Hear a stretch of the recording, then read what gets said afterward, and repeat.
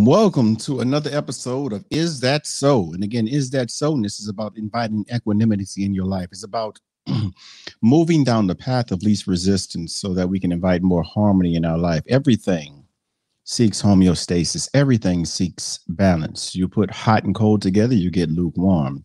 You know, you put salt and sugar together and you get some nasty shit. I don't know. But the point is that everything in this place of isness, nothing exists without its opposite. There cannot be a day without a night. There cannot be sweet without bitter. There cannot be bad, quote unquote, without good. But understanding how these concepts and these energies interplay, because it's not about bad or good energy. It's about how balanced the energy is in everything. We are authentic by default. It's our fears that scare us out of that default state. And then we begin to behave outside of what is natural or authentic to us and based off of what we've inherited based off of those fears. My guest on today's show, I'm really excited to speak to this brother. You know, I spoke to him briefly before the show, and he has a very soothing spirit, you know, very calm spirit. And I can tell that he's a sincere and genuine person. Mr. Cordell Jacks, he says, I teach people how to transform the 1/3 of their life spent in sleep and dream into a powerful medium for personal growth and development. Mr. Cordell Jacks has been practicing dream work for over 20 years, y'all, under a multitude of teachers, and he is living the dream as a husband and father to a beautiful 2-year-old daughter, Tura, I believe I pronounced her name correctly, Tura, on Vancouver Island. And so Cordell, he coaches individuals, executives, and teams, and he runs courses and retreats that train people in nighttime dream work practices, which subsequently hone their skills at dreaming up and manifesting the life that they truly desire. And so I'm about to invite what I believe is a deeply spiritual person on the stage, and I'm also a deeply spiritual person, so I'm really intrigued to see how the synergy will manifest itself in this physical reality. Go a little bit deeper and you'll understand every word that I said. No person can teach you except that which is already half asleep in the dawning of your being. You are the question and the answer. You are the lock and the key. You need but look and continue to look. Have that passion for finding that answer within yourself. Have that passion for finding your truth, so you can live in that truth and therefore light up that flame within you and then be lit for life. And as we are liberated from our fears, as Marianne Williamson said, our very presence give others permission to do the exact same. So without further ado, I'm going to welcome my guest to the stage, Mr. Cordell Jacks. Hi, Harry. It's great to be with you. Thank you so much. Hey. Would you say that? I'm sorry, I didn't hear you. The applause. The crowd was just standing. Oh man, y'all cut it out. Now this man was trying to. Oh, there they go again. I'm sorry. We gotta let him go. Sometimes they just do it. All right. Are y'all done? Are y'all done yet? Okay. All right. They done. How you doing, Mr. Jacks? No, I'm great, Harry. It's beautiful to be here with you. It is a pleasure to be here with you as well, sir. So, you know, I like to get this out of the way right in the beginning, man. I would love for you to just introduce yourself to the people. Yeah, beautiful. Thank you. As you so eloquently introduced, my name is Cordell Jacks, and I'm coming to you from Vancouver Island, and I want to honor the First Nations people's lands who I'm sitting upon, the Homalco people of where we are here on the island. And yeah, I'm 41 years old. I'm a father and husband, as you said, and I've spent most of my career in social innovation, in international development work, in social finance, in ocean plastics, and other big issues that I think have been important to me and some of the big existential issues of our times. And throughout my career, I've spent a lot of time on a personal passion project, which has been dream work. Trying to understand those places we go to every night in the 2 hours that we spend dreaming, and really understand, you know, why is it that we spend this time dreaming? Is it just a byproduct of our waking consciousness? Is there something more there? And as I've learned over the years, there is so much more than meets the eye to our dream time. There's the opportunity to do healing work. There's the opportunity to do creative problem solving. There's the opportunity for sheer imagination and play.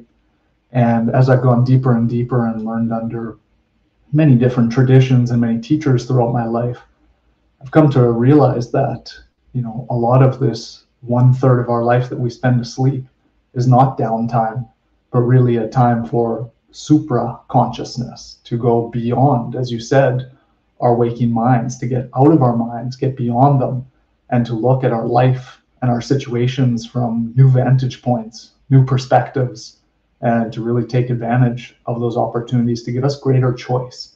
And I really like what you said there in the beginning there, Harry, that this is, a lot of this is about safety. There are really two different types of stories that we tell ourselves throughout our lives, and those are the stories that are empowered stories, where we can take charge and we have choice, and then stories where we are victim.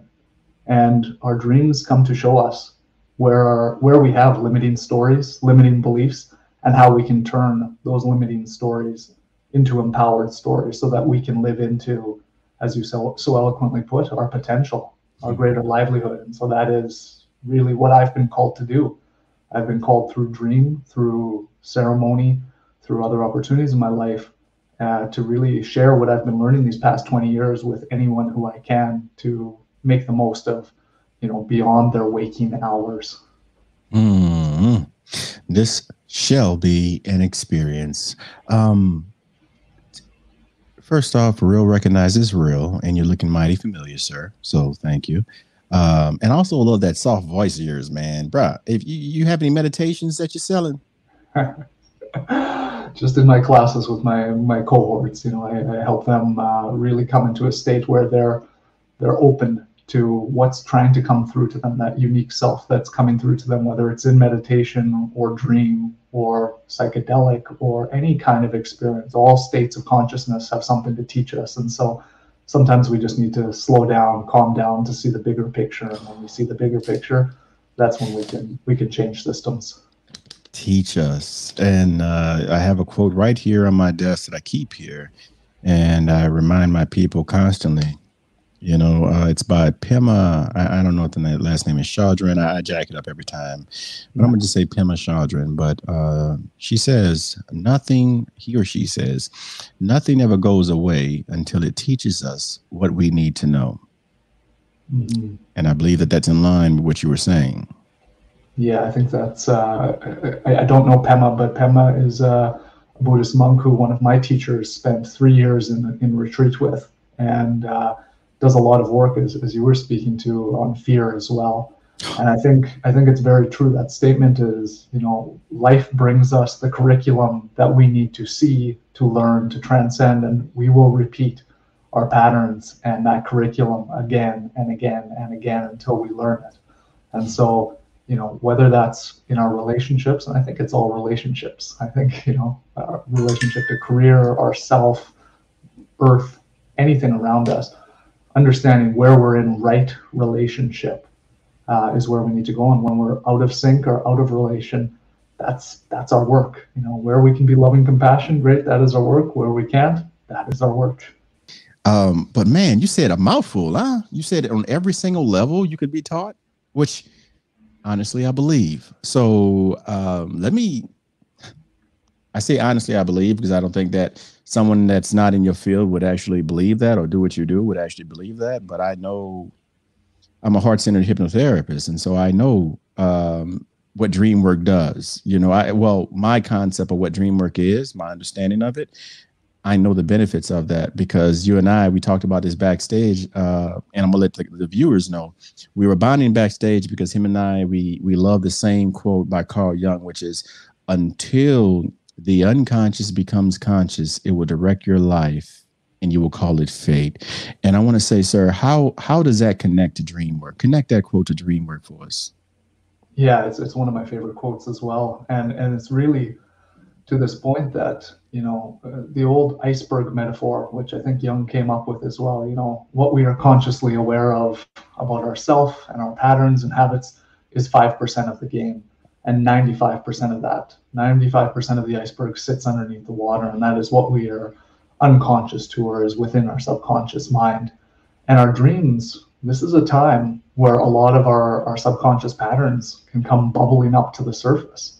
They come up to us in these strange, sometimes hilarious, sometimes beautifully moving stories and visions that come to us, and they're coming to us to show us something we need to look at. And that's a big part of, well, as you said, I don't believe there's one right way to look at dream work. There are so many lineages from around the planet that look at dream work in different ways. So let's just put that out there. But I believe that our dreams are coming to show us something that we're not giving attention to, we're not giving conscious awareness to during our waking life, that is yearning to be expressed through us, that is breaking through when our inner editor, when our inner critics are shut down during dream time, so that we might bring some conscious awareness to them. And that's ultimately, that's ultimately for me what dream work is.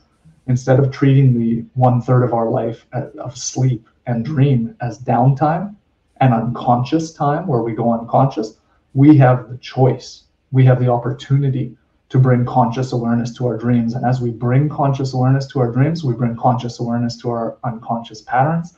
When we bring conscious awareness to our unconscious patterns, we are shedding light on our shadows. We are shedding light on those things that are buried beneath. And as we do that more and more, we become more consciously aware. And I think that's what you and I want, and all of us want, of ourselves and the people around us.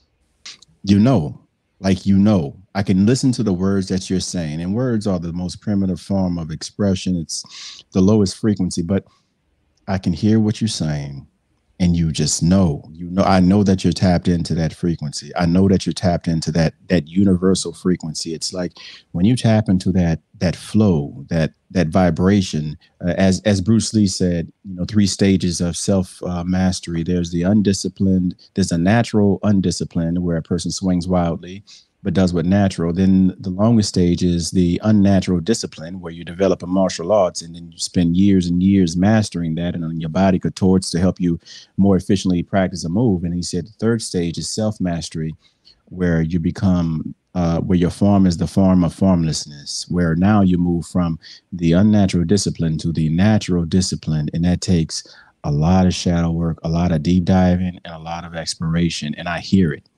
I hear that you're at that stage of self-mastery. And so that's why I'm so excited. We're humans. And so we deal with the same things every other human being does. But I believe, I tell my people this, the skill, though, a life of authenticity is a life of skillfully practicing living through your values, or skillfully practicing being yourself. And so the skill is, with those that are in the later stages of development, maturation, is that we know how to find our way back home. Mm-hmm. We can lose ourselves, but we always know how to find our way back home. Does that resonate with you? Yeah, completely. I think that's beautifully said. And there's a couple of things I'd love to just riff on with you there.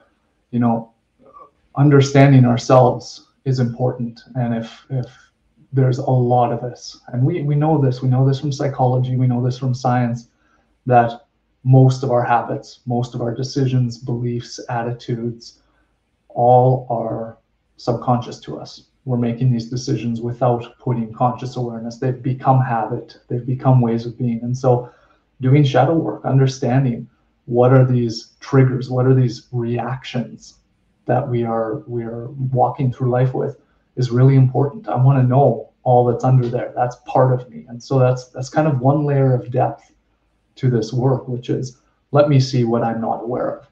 And then the second layer of depth to it is also recognizing that we are a multiplicity.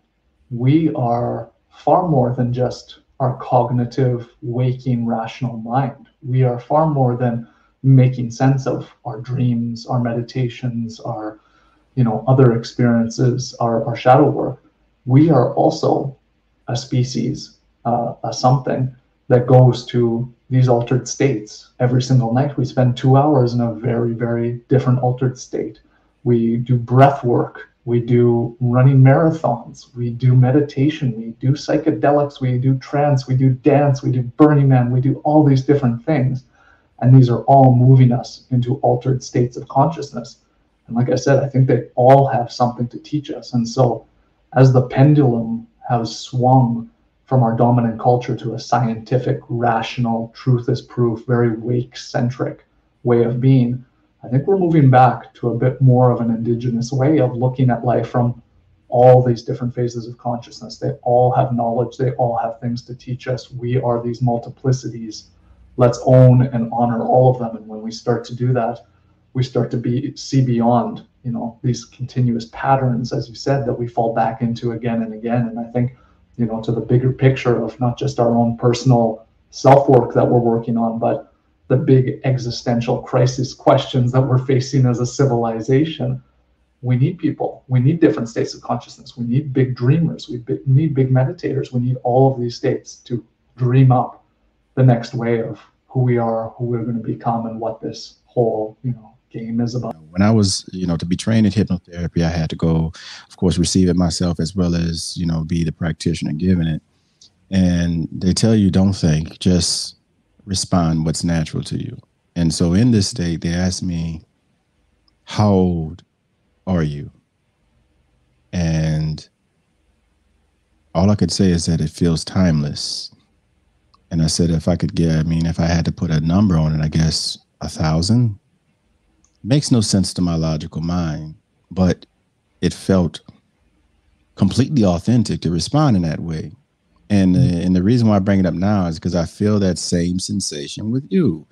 It's like, I know this is odd, but do you ever feel like centuries old? Do you ever feel like you're an entire millennium old, Yeah, and I know exactly what you're saying. I come back from dream experiences. I work with plant medicines, namely ayahuasca, a different form of going into my visions. And I come back from these experiences feeling like, ooh, I lived a life there last night in dreams, or I experienced past lives or future lives, or, whether they're just, ephemeral in nature, whether they're just little projections of my mind.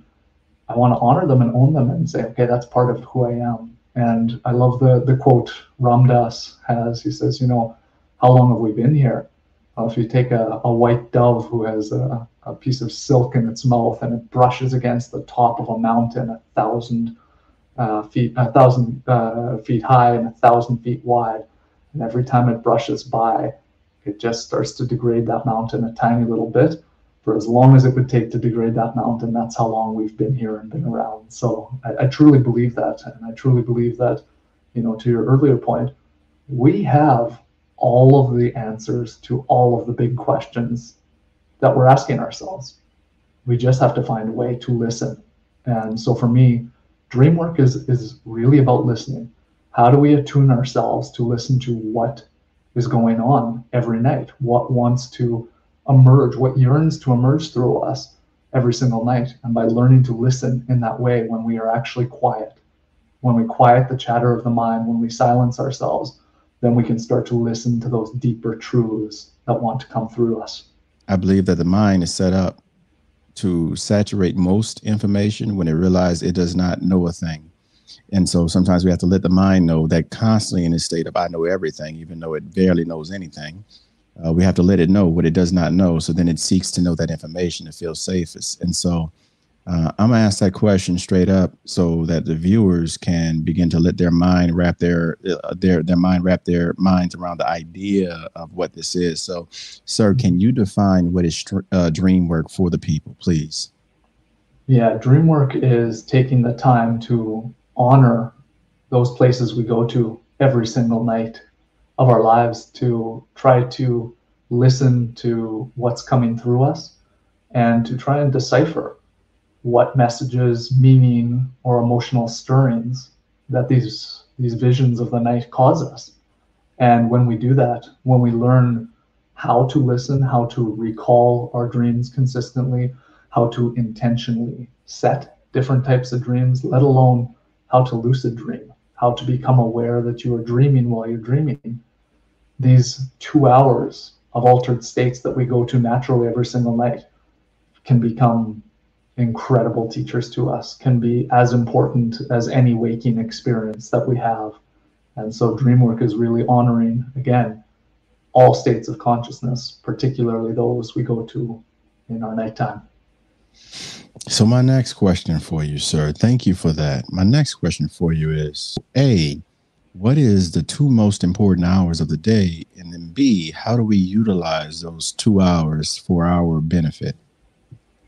Yeah, so I say that are the 2 most important hours of our day. And the average person dreams, if you're getting 7 to 8 hours of sleep every night, which everyone should be doing. The research is in, it's unequivocal. We are healthier, happier, wiser, more emotionally regulated when we move on about a 7 to 8 hour sleep cycle every night. So 1, honor your sleep hygiene. Sleep is more important to your health than nutrition, exercise, relationships. We know this for a fact. So if you're getting 7 to 8 hours, you have 2 hours of dream time.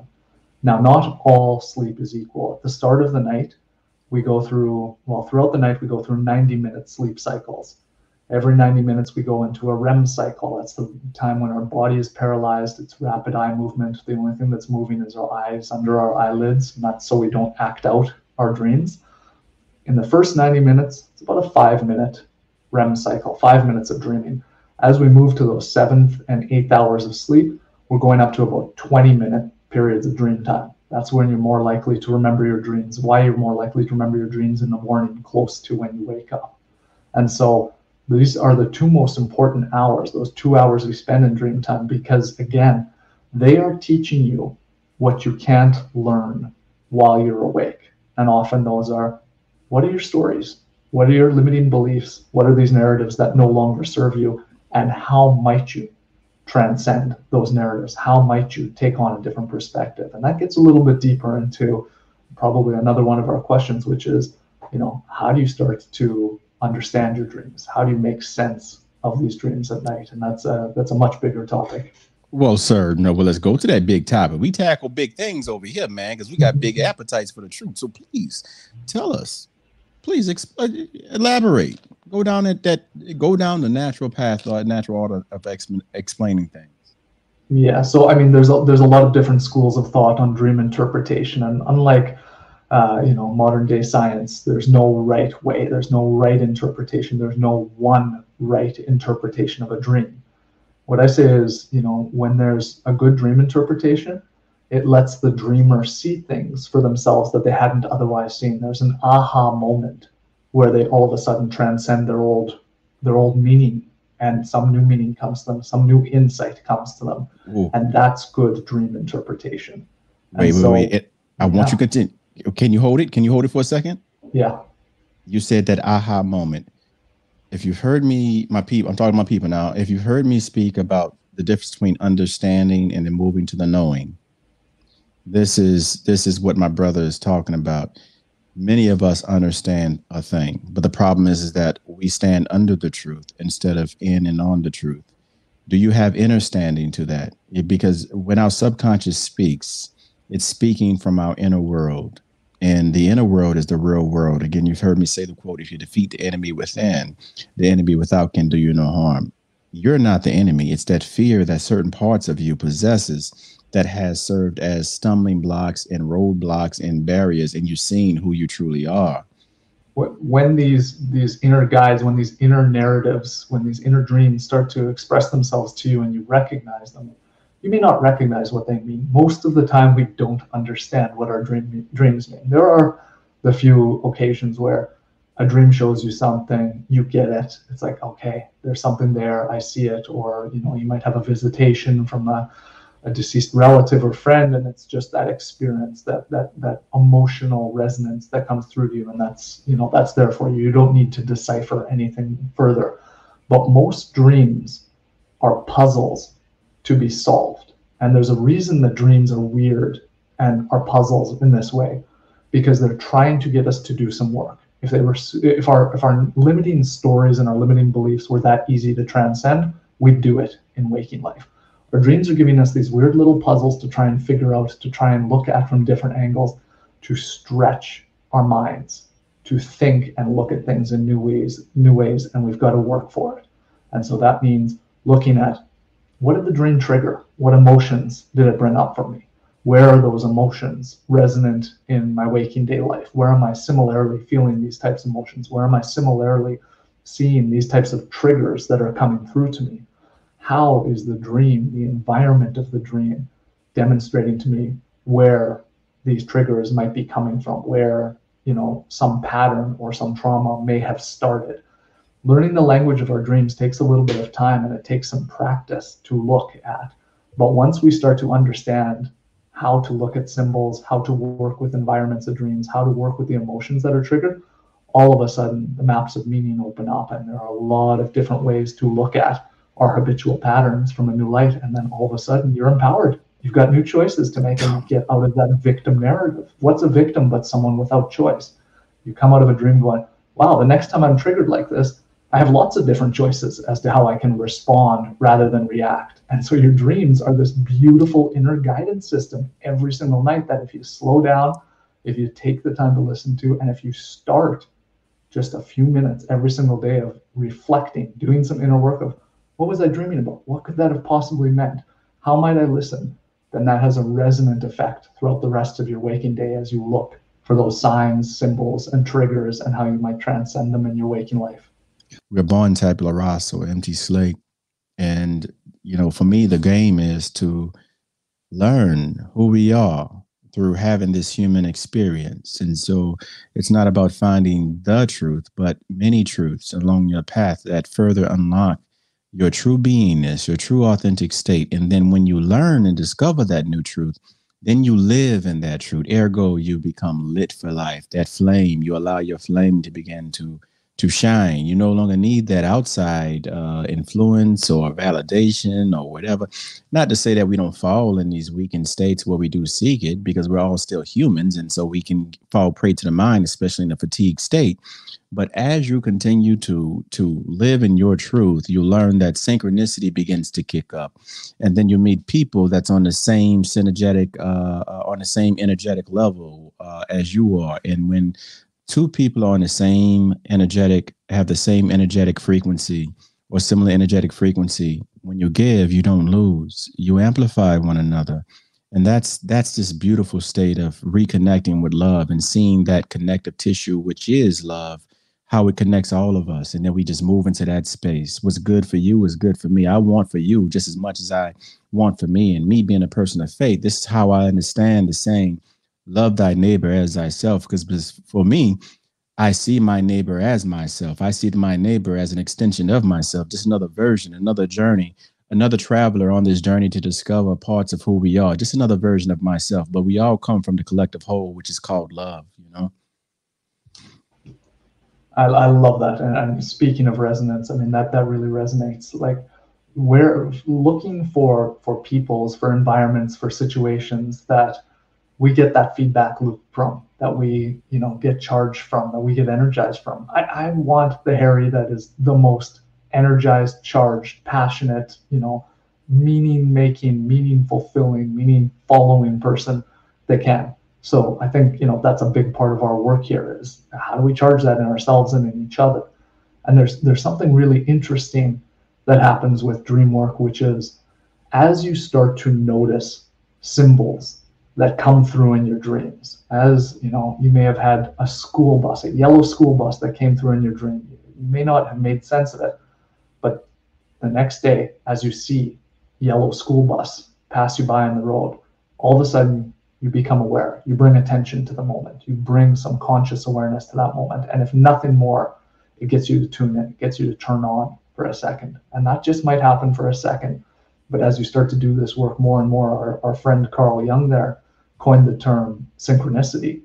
And really, you start to see the synchronicities and the symbols that show up between your dream time, and your waking life. And it's a feedback loop that builds more and more. As you start to recall your dreams, as your dream time, the dream weaver, whoever that is, if it's yourself or the collective unconscious, or as you said, as a man of faith, the source, the universe, however you want to frame it, it's all the same to me. However you make meaning in your life, whatever that synchronicity starts to show and you start to listen to, it starts to flood you with more and more of that symbology, more and more of the things that you can resonate on, that you can generate that energy. And again, more and more opportunity to bring conscious awareness to every present moment. I rarely say this to anyone, and because of machismo, let alone another man. But Mr. Jacks, I must say, sir, I love you. I freaking love you, man. Oh my goodness, too, man. man. Oh man, I found another alien in this planet. Oh man, I love it. Oh my goodness, I love it, man. You speak my language, man. Yeah. Ah, okay. Let me calm. Well, I'm happy. you know what you're doing here with the podcast, what you're doing with the outliers, what you're doing as nocturnal therapists. I mean, we want more people to speak our language, and I'm very optimistic. You know, as you said in your introductory remarks, you know, it is de rigueur to look at, you know, trauma, it is mental health, and all these things are coming to the forefront for good and for bad. But I think in general, for greater awareness, people are bringing more of these ideas, more language to it, and people are starting to speak more of the same language. And I think all of us weirdos, all of us aliens, I mean, all hail the weirdos here. Let's bring more of these insights to a common language. Yes. Yes. Thank you. So when I graduated, I said, surely I'll find people in my field that speak my language. So I went to grad school. I was like, surely they'll speak my language there. Graduated from grad school, became a therapist, and been a part of different therapy associations. And I'm like, surely after everything they read on Freud and Jung and everything else, like surely these people will speak my language. So finally, it took me till 37 to realize that I am who I am, and this human need of belonging. This is a true need. I need to honor that, you know, but at the same time, stop believing that I need to change something about myself in order to belong, A, and B, stop seeking to belong. And if I stand out, then clearly I was born to stand out, and so just move in that space. Look, I'm bright. I'm shining so bright that my light went out on me. That's how real it is. Triggers, I have a different approach on triggers. For me, triggers are areas of unexplored truth, that it's an unfinished space for us. And so for me, I don't avoid my triggers. I consider my pain to be a blessing, and that nothing will cause you to focus on a thing like pain. And so our triggers cause discomfort and pain for us. And so when I experienced that, I said, I never waste my pain. And so I followed that trigger to understand what unresolved truth is there for me, because under your greatest fear is your greatest strength and your greatest truth. That's what I've discovered. I'm a preacher's kid, man. The last thing I ever wanted to do was be seen. Well, I'm just nodding my head in alignment, because I feel so much the same. My journey has been, you know, I guess a finance guy. You know, I started my career in big business, and slowly that transcended into social finance and international development. But, you know, just until a year or two ago, I was deathly afraid of sharing my alienness out there, sharing with people, you know, what, as you said earlier, you know, this gets into spirituality, this gets into belief of who we are and what we are very quickly. And for me, you know, my professional colleagues sharing, I want to be a dream coach, I'm going to share these 20 years of experience I have with others, was the scariest thing I could possibly imagine. And I had a coach at the time, and she said, I'm not going to coach you any further until you go out on social media and tell everyone that you're doing this and why you're doing it, and that's your work. And that was my big resistance. And it took me a month to do that. And all my fears of, oh, my professional finance colleagues and these CEOs and executives, you know what? I put myself out there, and as terrifying as it was, the people whose judgment I most feared became my best clients. Come on. Who started inviting me into their boardroom saying, oh yeah, some of our biggest business ideas and strategies have come from dreams. Can you teach our teams to access these states? Can we teach our teams to use creativity and problem solving through dream time? They knew that, you know, Einstein, Edison, all these people had used dream time to come up with some of the biggest innovations that have most affected our human society. So I think there is this swing coming back of us aliens, us weirdos, you know, bringing back these truths that are coming through. And there's just one other thing I wanted to jump on that you said, which is, you know, your unique self. It took you until you were 37 or however old you were, for all of this to be comfortable to be expressing this. You know, as you mentioned, I have a 2-year-old daughter. As a parent right now, I'm trying to understand how do I, one, be a great parent, two, how do I honor and nurture the uniqueness of my daughter that wants to come through, and particularly in a time when we live in social media, when we live in curated, cultivated, consumptive content. You should be like this. You're not enough of this. Buy this. Just blasting at every angle. And so one of the best ways I know how to teach her to honor the unique self that she is to listen, to go inward, listen to her dreams. What wants to be expressed through you? What wants to come through? Don't listen to the noise out there. Don't look for any solutions outside of yourself. Again, it's all within you. Learn to tap in, and hey, it's productive, it's fun, it's efficient, it's playful. Do it while you're sleeping.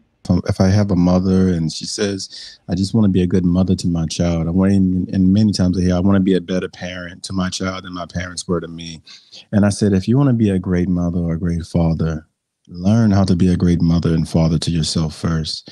And if you learn that, then you'll never have any issue being the best mother and father that you could be to your child. That's it. That's it. Just give whatever you need. It's the same thing your child is going to need. You give yourself love, and then you understand how that love will radically change and protect your child. You know, life most certainly is full of paradox, is it not? Yeah, absolutely. And I'd love to just share a personal story with you, if I may. Please. You know, a big part of the reason why I decided to share what I'd been passionate about in learning dream work was because of a dream. And I had been working on parenting my inner child a little bit better. I'd been working on some trauma that happened to me when I was 11 years old, and family going bankrupt, and some hardships, sickness, and all of these different things that were really challenging for me. And I'd worked with therapists, I'd gone to ceremonies, I'd worked with plant medicines about it. Nothing really clicked. And then one night I had a dream. And in this dream, I was with my 11-year-old self face to face. And this, you know, crying, scared, fearful little boy, I was able to just hold him in the dream, just be able to say, look, none of this is your fault. Everything is going to be okay. You are loved. And I just held him. And we just dissolved into each other. And I woke up with tears streaming down my face. And it was the most healing moment, healing experience of my life. And in that moment of awakening, it was like my programming had shifted. I felt baggage lift off immediately. I saw lenses that I'd been looking through my entire life that all of a sudden were removed.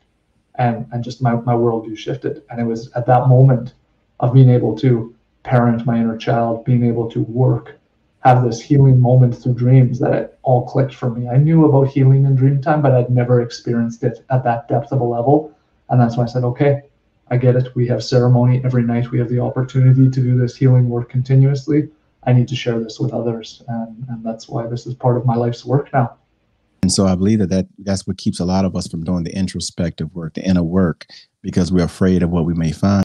And for years, I didn't realize until I went back and did the shadow work that there was a conclusion that I made at that point, that I did not matter to people. And so it's safest to be by myself.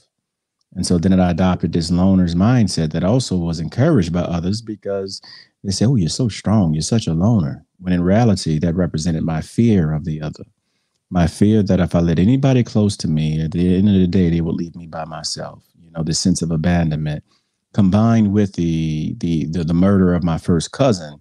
Well, I woke up and all of a sudden he was gone. Another thing that led to abandonment that I had to explore doing shadow work is this fear of abandonment. You know, my parents, they kept bringing up, you know, how I said that they would be gone, dead by the time I made it to high school. And as an adult, I kept trying to understand, why would I say something so cruel to my parents? And when I did the shadow work, I understood now, because the people that I believe would show up for me did not show up, combined with the sudden murder of my cousin. That led me to believe at some point in time, anybody who ever cares for me, anybody who really gives a damn about me and loves me, would leave me. And so I'd already counted my parents out and everybody else out. At that level of insight, it helped to change my perspective, a perspective shift. And of course, perspective is reality. And so with my perspective shifting, so did my reality. And I moved in that truth, you know? That's beautiful. Thank you. Thank you so much for sharing that. And, you know, those insights that have come for you from doing that work, from digging in, you know, that the old cliche, you gotta feel it to heal it. You know, it's hard to do this shadow work. It's the hardest thing in the world because emotions, again, I think another young quote, but you know, emotions are the fullest capacity for us to experience life. And when they're challenging emotions, you know, we can think about anything, anytime, but it's when the emotions add to it that's the depth and that's the real hardship. So when we do this shadow work, when we look at these things that we've been repressing or suppressing or denying as parts of ourselves, yeah, we got to feel the pain as to why we did that, why we dissociated, why we hid from the feeling those emotions. But once we feel it, we learn. There's such beautiful teachings on the other side of it. And, you know, sometimes it's really important to have a helping hand like you do with your clients, with the people that you're working with. And sometimes things like meditation, like dream work, can help you get ready to do that type of work, can get you to prepare to just, okay, now I see it. I may not be ready to dive in fully on my own, but now I'm at least aware, you know, I'm consciously aware of what I'm unaware of there. And so, yeah, I think these are all tools in our toolkit. And as we start to develop more options and more tools, again, meditation, psychedelics, therapy, dream work, all of these things that can bring us to greater insights of self and greater awareness, we shed more and more of that baggage. And the lighter we are, you know, the more luminescent we are, the more homoluminous we become. Yes, yes. Those shadows, those repressed emotions, those experiences, you know, because the emotion needs to be there, must be there in order for us to have a full experience. This is just a part of the way of things. But then we, in our natural state of the mind's natural state of trying to judge everything, we make a judgment. And if it hurt us and we can't find a solution, then we look in the mirror and say, it's us. We are the problem. Go ahead. Yeah, I love that because it's such a big part of dream work.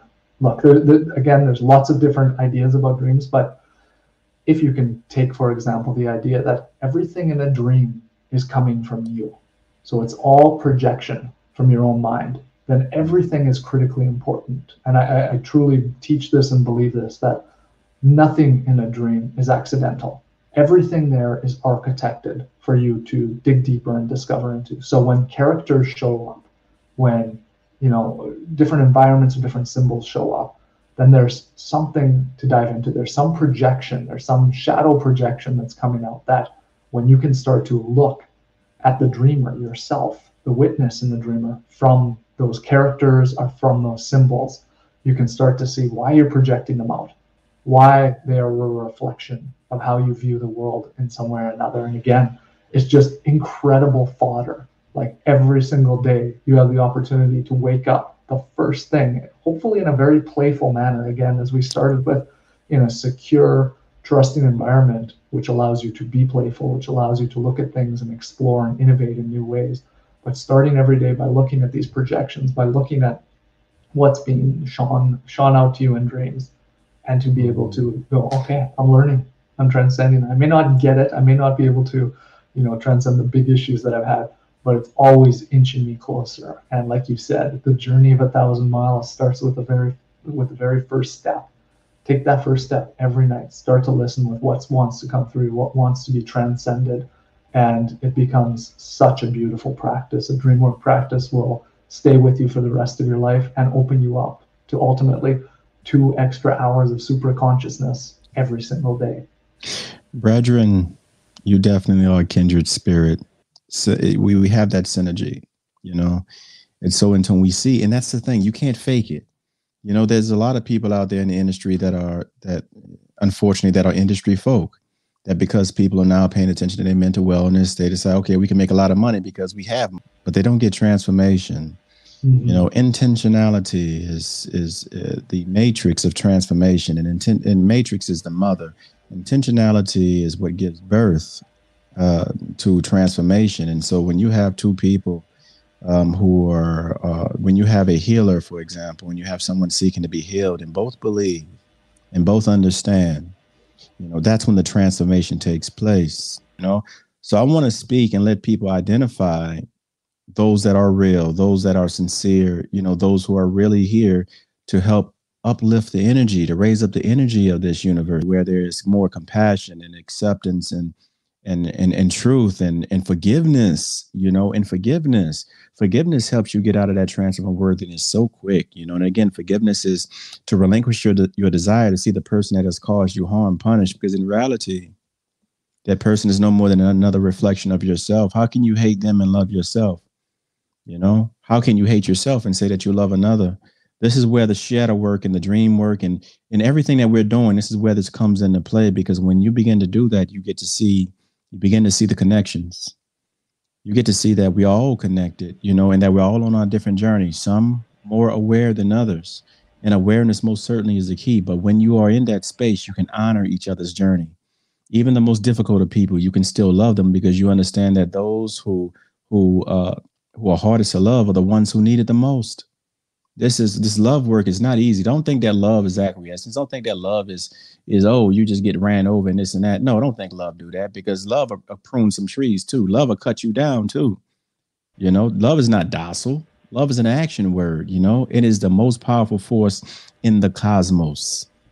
You know, and those of us who operate in that space, we understand that, because it's radically changed who we are, who our understanding of who we are. And now we're moving into a space of understanding that we are energetic beings having a human experience. Yeah, it was beautifully said. And that intentionality behind all of it is the starting point. Just bringing some intention to this. And like you said, there's no courage without fear. There's no love without hardship and loss and grief and sorrow. And so all of that is really important to, you know, Yes. bringing boundless love to what we're trying to do. And those evil characters or those people that really get your goat, or those nightmares that come through, nightmare situations or nightmares and dreams, those are all gifts in nasty wrapping paper that we need to, you know, unwrap to see, to understand more. So, you know, we've got to bring presence, and we've got to bring awareness to them. I'm so grateful to find another kindred spirit. You know, it does my heart just knowing that you exist out there. It makes me smile just a little bit harder when I wake up in the morning, man. Seriously, you know, if I would have never speak to you another day in my life, it makes me smile harder knowing that you're out there, man. And I really appreciate you, man. Bless you, brother. Mad love and mad respect, for real. Thank you, brother. Likewise, and I feel that it's beautiful to see people awakening in this way, to see platforms like this emerging. So thank you for the good work that you're doing in this way. Yes, sir. And I have your website down there. Is there anything else you want to say to the people before we end this amazing episode? So just to, first of all, thanks for posting all of my links here. And for anyone who's interested in just dipping their toe into the water of what dream work is, go to my Facebook site, go to my website, and sign up for the free 7-day Dream Recall Challenge. For 7 days, I send you a 5-minute video each day, totally free. And it just gives you some exercises to try before you go to bed. And I've had thousands and thousands of people go through this. Within a week, you will see how quickly a little intentionality will start to bring back your dream life. You may not have had it for 20 years. This practice builds very, very quickly. And so take that step, open your dream life back up, and open your entire life up to the synchronicities that come through the connection of your dream and waking life. So thank you so much again here, Harry. And it's been beautiful to talk to you. Brother, it's been a pleasure to speak with you as well. And if I had hair, I would wear it exactly the way that you're wearing it, man. That's some luxurious hair you got over there, man. I see you, man. You're flowing Kenny G style. You know what I'm saying?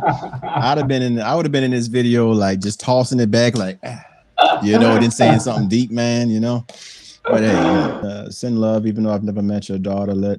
Send love from me to your daughter, to your wife, and to your family, man. And I just send nothing but positive vibes towards you and your journey, brother. And no matter how challenging it may get, and I know I don't need to tell you this, but no matter how challenging it get, you already know that the challenges are there only to refine who we are and then to find a deeper truth about who we are, brother. So never give up. Keep doing what you're doing, even though I know you're never going to give up, man. And I, for one, am inspired and feel more centered and even safer, knowing that you're doing the work that you do, brother, to wake other people up. So thank you so much. Likewise, and thank you as well. I look forward to our paths crossing again real soon here. Man, I don't even know how to end this today. Y'all know I have a lot of smart, quirky things to say towards the end of my session. But I mean, quite honestly, nothing needs to be said. What's understood doesn't need to be said. And I believe my brethren, he did a great job of explaining the importance of doing that inner work. I've said it before and I'll say it again. The physical is a manifestation of spiritual truths. And it's your inner world that's really real. It's your inner world that determines your external experience, And so Gandhi, he said, happiness is when what we say, do, and think are in harmony. If you want to change the world, you begin with yourself. You are it. You are the catalyst. You are the lock and the key. You are the question and the answer. Nobody can teach you except that which is half asleep in the dawning of your being, but you got to do the work, because teachers like Jack and like myself, Mr. Jackson like myself, our wings can't make you fly. But I need you to understand that you have your own set of wings that you can develop. Don't be afraid. We all were afraid. We all were fearful. That's part of this experience. But understand that freedom exists on the other side of your fears. And understand again that sailboats are safest at the harbor, but they're never built to remain docked. Be free, live well, live in your truth, mad love and respect, agape, and stay lit. I'm out.